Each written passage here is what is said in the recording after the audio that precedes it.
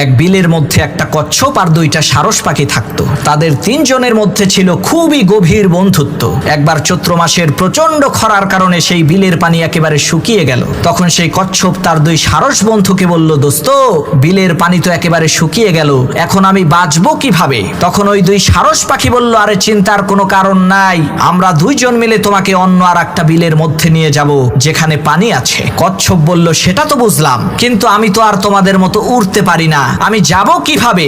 তখন দুই সারস পাখি বলল, আমরা একটা কাঠি নিয়ে আসবো, আর তুমি সেই কাঠির একেবারে মাছ বরাবর শক্ত করে কামড় দিয়ে ধরে রাখবা, আর আমরা দুইজন সেই কাঠির দুই প্রান্তে ধরে তোমাকে উড়িয়ে নিয়ে যাব।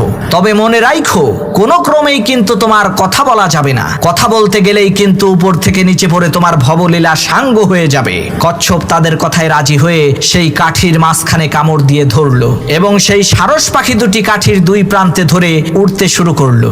এই দৃশ্য যখন এলাকার লোকজন দেখলো, তখন তারা খুবই অবাক হয়ে চিৎকার করে সেই কচ্ছপের প্রশংসা করা শুরু করলো। তখন কচ্ছপ চিন্তা করলো, এলাকার সমস্ত মানুষ আমার প্রশংসা করছে, সবাইকে অন্তত একবার হলেও তো থ্যাংক ইউ বলতে হবে। এই চিন্তা করে যখনই কচ্ছপ থ্যাংক ইউ বলার জন্য মুখটা খুলেছে, সাথে সাথে সে উপর থেকে নিচে পড়ে তার জনমের মতো সর্বনাশ হয়ে গেল। এজন্যই তো বিশ্বনবী বলেছেন যে কম কথা বলে সে নাজাত পায়।